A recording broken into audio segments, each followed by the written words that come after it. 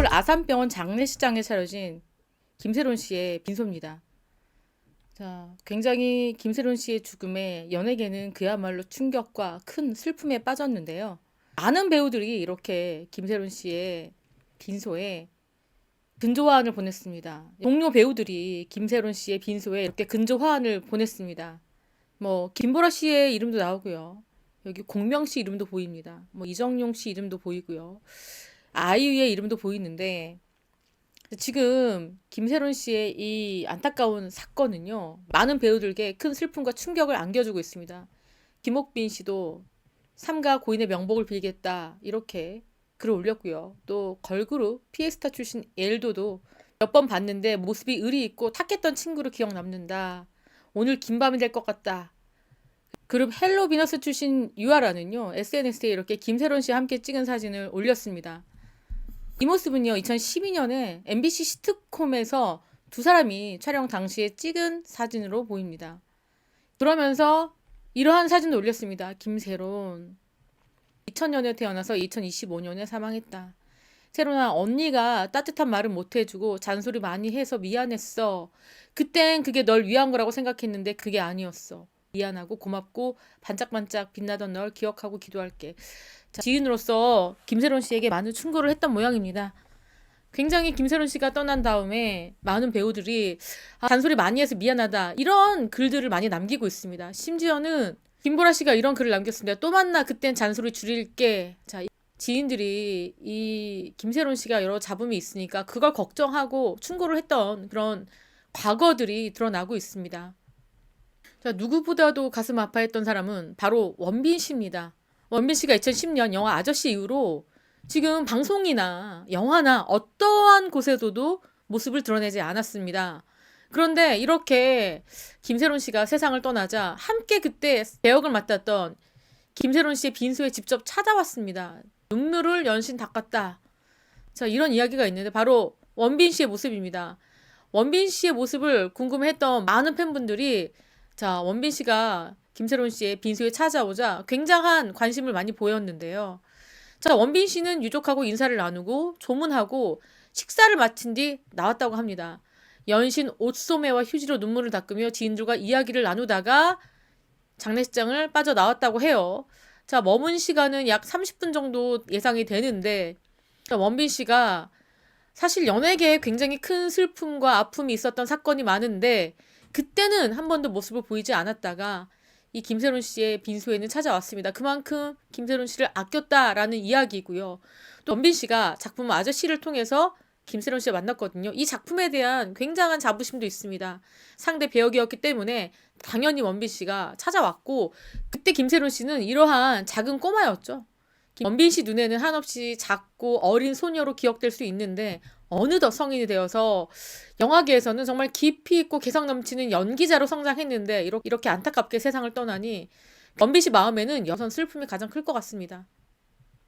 원빈 씨뿐만 아니라 한소희 씨하고 김보라 씨도 지인들과 함께 조문을 왔습니다. 굉장히 가까웠던 사이들이고요. 장성규 씨도 빈소를 찾았다고 합니다. 그런데 들려오는 이야기는 빈소가 생각보다 썰렁하다. 조금 배우들이 마음을 보태서 김세론 씨를 추모하면 좋겠다 이런 이야기들이 나오고 있는 상황입니다.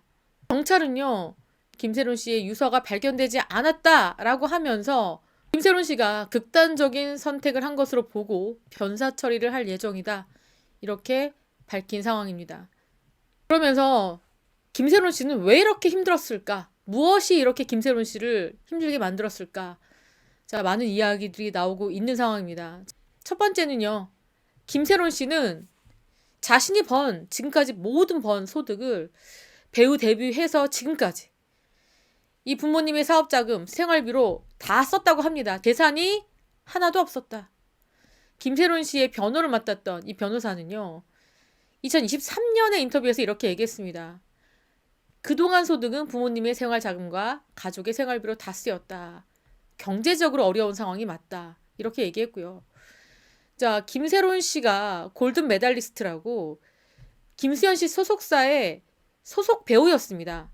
소속사가 처음 차려질 때 김세론 씨와 서예지 씨 그리고 김수현 씨가 거의 이 회사의 창립 멤버죠.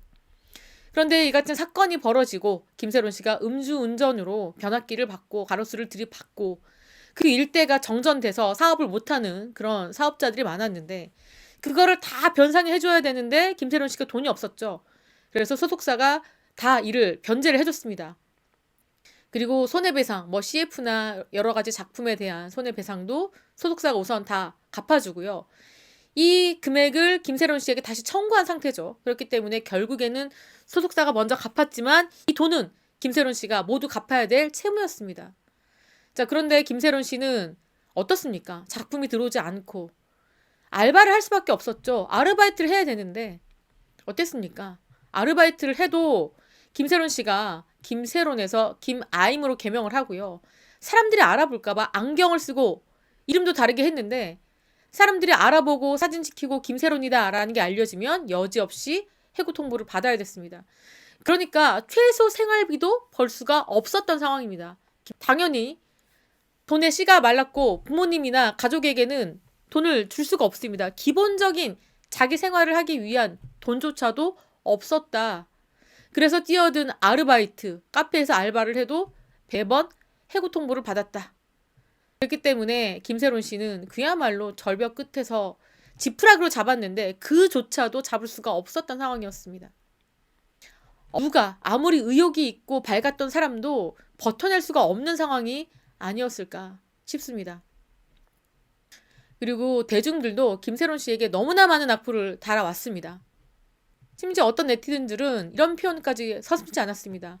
죽을 때까지 물어뜯을 것 같다. 큰 잘못은 맞지만 너무 몰아세우지 않았으면 좋겠다. 그리고 한 정신과 교수, 유퀴즈에 나왔던 정신과 교수는 이렇게 얘기했습니다. 사회가 오징어 게임이다. 잘못을 했다고 재기의 기회도 없이 사람을 사회에서 매장시키는 건 사회가 건강한 사회가 아닌 것 같다. 실수하거나 낙오된 사람을 버리고 아무 일이 없었다는 듯이 지나가는 우리의 사회 모습이 흡사 거대한 오징어 게임 같다. 음주운전은 아주 큰 잘못이 맞지만 처벌이 약하다면은 법 체계에 문제가 있는 것이다. 이렇게 얘기했습니다. 김세론의 경우에는 벼랑 끝에 내몰린 죽음이란 생각이 너무 강하게 든다. 이란 카페까지 온갖 악플에 시달리는 걸 봤다. 얼마나 많은 생명을 잃어야지 우리가 정신 차릴 것이냐 이렇게 이야기했습니다. 사회적 대화와 고민이 필요하다. 네, 이렇게 김세론 씨에 대해서 이야기들이 나오고 있는 상황입니다. 자, 너무 안타깝고요. 김세론 씨가 너무 고통스러웠을 것 같습니다. 자, 삼가 고인의 명복을 빌겠습니다. 지금까지 저는 백은영이었고요. 시청해주신 구독자 여러분 감사합니다.